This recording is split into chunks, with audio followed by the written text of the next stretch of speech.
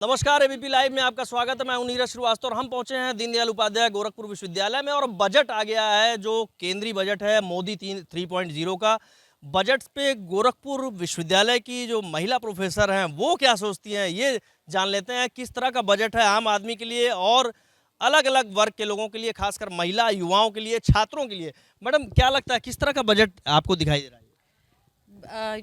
बहुत नया तो कुछ नहीं ऐसा दिखाई दे रहा है और मुझे लगता है कि जो टैक्स का स्लैब है वो थोड़ा और बढ़ाया जाना चाहिए था। उन्होंने नाम तो कर दिया है कि बढ़ा दिया गया है, लेकिन कोई बहुत ज़्यादा इससे फ़ायदा होता दिखाई नहीं दे रहा है मुझे।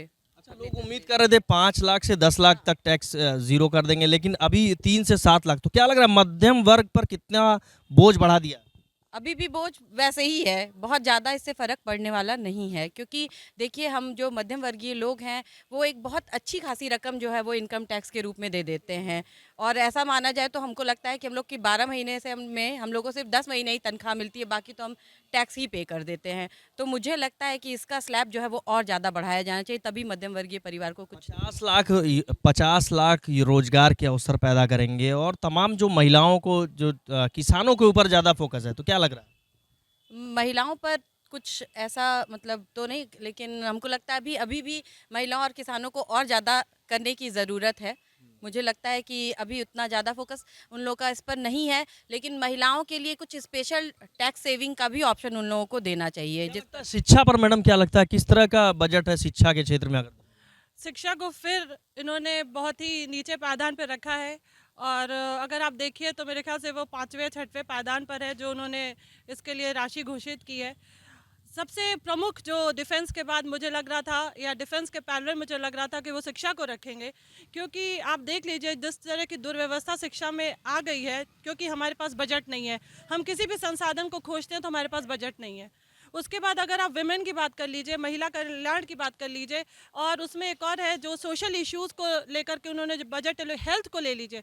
हेल्थ में अगर आपको मालूम है तो गोरखपुर ही कितना ज़्यादा एनीमिया से जूझ रहा है। National family health survey mission 5 में आप हेल्थ रिपोर्ट कार्ड देख लीजिए पूरे देश की उठा करके।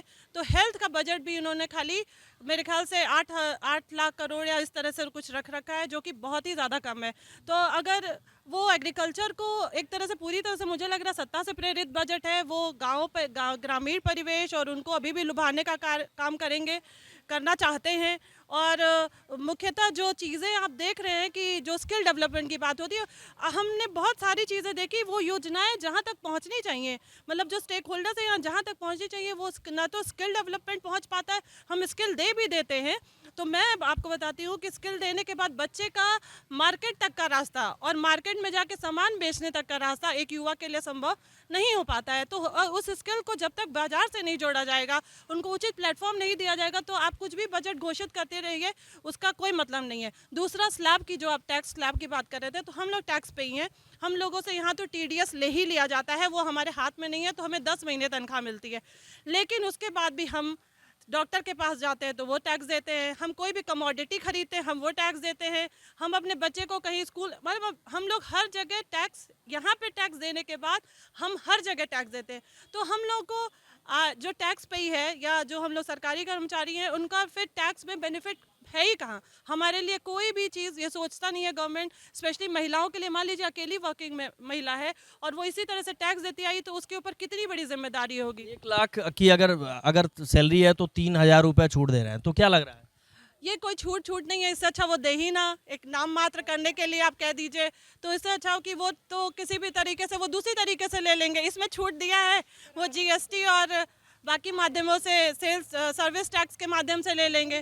तो ये छूट का कोई प्रावधान, मतलब इन्होंने दे दिया, आप कह सकते हैं, इसको कोट कर सकते हैं, but this doesn't have any meaning. लग रहा है महंगाई जिस तरह बढ़ रही है तो कुछ इस पर भी फोकस करना चाहिए था। जो बजट है, लग रहा है महंगाई कुछ कम होगी।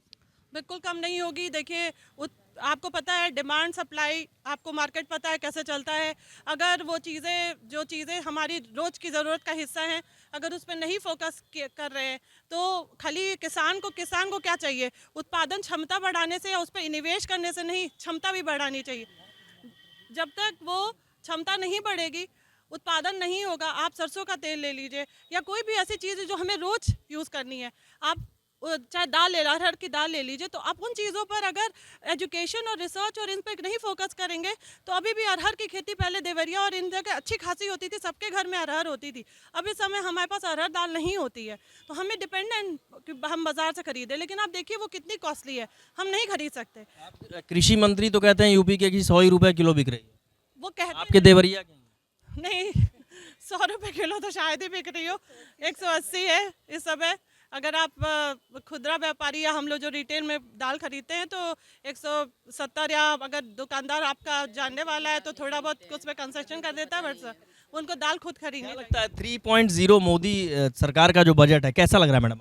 हम तो सबसे पहले ये कहेंगे कि ये बजट देश का बजट नहीं है, ये सिर्फ बिहार और आंध्र प्रदेश के लिए ये बजट बनाया गया एनडीए गवर्नमेंट के द्वारा।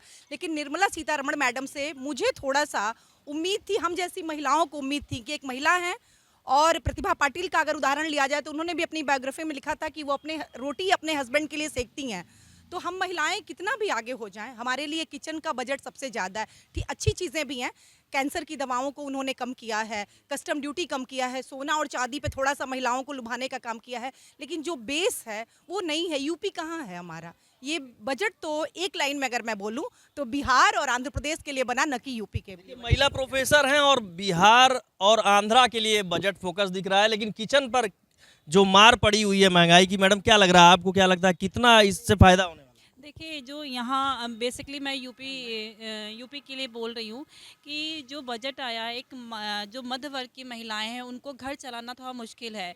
और दूसरी चीज़ है, जैसे लोग गवर्नमेंट जॉब की तक कर रहे हैं, अगर गवर्नमेंट जो है इस से बजट मिले जो महिलाएं अपना स्टार्टअप कर सकें तो वो जॉब की तरफ नहीं जाएंगे। वो खुद का अगर स्टार्टअप के लिए कुछ ग्रांट मिले, घर पर अपना रोजगार खोलें तो ज़्यादा बेटर रहेगा, और उनके लिए घर के लिए खर्चा भी निकल सकता है, अपने बच्चों को पढ़ा भी सकती हैं, और जो क्राइसिस हो रही है फॉर जॉब के लिए वो कम हो सकता है। टैक्स स्लैब की बात करें तो क्या लग रहा है मध्यम वर्ग को कितना राहत दिया है, या फिर नहीं, राहत तो नहीं है, सेटिस्फाई तो एक तरह से नहीं लग रहा है मध्य वर्ग। क्या लगता है टैक्स स्लैब को तो और कम कर दिया, 3 लाख पे अब टैक्स देना पड़ेगा, तो मध्यम वर्ग 3 से 7 लाख। तो अब कभी कुछ समय बाद लगेगा ही नहीं कि सरकारी और प्राइवेट नौकरियों में अंतर क्या है। क्यों? जब 10 महीने ही सैलरी मिलेगी तो क्या क्या समझ में आता है? मैडम आपको क्या लगता है टैक्स स्लैब को और 10 लाख तक करना चाहिए? बिल्कुल करना चाहिए था। हम लोग आशावान भी थे, सीतारमण जी खुद महिला हैं, हम लोग को उनसे बहुत ज़्यादा उम्मीद रहती है, और हम लोग जब महिलाओं को उच्च पदों पे देखते हैं तो ऐसा लगता है कि वो हमारी सब, चाहे वो घर के अंदर हो चाहे बाहर हो, हर तरह की वो चीज़ें समझती हैं, और पूरे घर का और समाज के फैमिली स्ट्रक्चर को महिला समझती है, बहुत भली बात ही। तो मुझे हम लोग को उनसे बहुत उम्मीद थी, और अब मुझे लगता है कि ये मांग करनी पड़ेगी। जैसा आप लोगों को पहले याद होगा, एक टैक्स में आता था कि महिलाओं को इतना स्लैश मिल जाता था, तो I think we were benefiting मोर।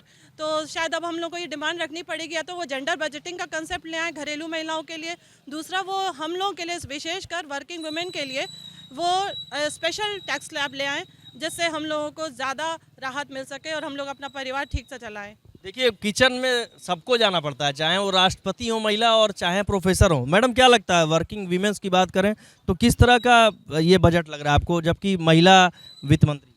वही मैंने शुरू में ही आपसे कहा कि महिलाओं के लिए कुछ स्पेशल इस बजट में नहीं आया है। वर्किंग वुमेन के लिए जो कहा जा रहा है कुछ स्पेशल नहीं आया है। स्टैंडर्ड डिडक्शन भी बहुत कम है, वो भी सिर्फ 75,000 किया, तो कोई ऐसी बढ़ोतरी उसमें भी नहीं की। कम से कम 1.5-2 लाख कुछ तो बढ़ता तो लगता कि हाँ कुछ आपने दुगना तिगुना जो है वो चेंज किया है। और वही मैंने कहा टैक्स स्लैब तो कुछ भी नहीं, हम लोगों के ऊपर तो वैसा ही है, इससे तो बेहतर पिछला था मुझे लगता है। और वही वर्किंग वुमेन के लिए उनके पास कुछ ऐसा नहीं था। देखिए महिलाओं के लिए कुछ खास नहीं है, और इसके साथ ही जो वर्किंग वुमेन है और जो टैक्स स्लैब है उससे जो महिला प्रोफेसर हैं गोरखपुर विश्वविद्यालय की वो संतुष्ट नहीं है। उनका कहना है कि इससे कहीं बेहतर पिछले साल का जो बजट था वो था। Neeraj Srivastava, ABP live, Gorakhpur. For exclusive and insightful videos, subscribe to our new channel ABP Live Premium.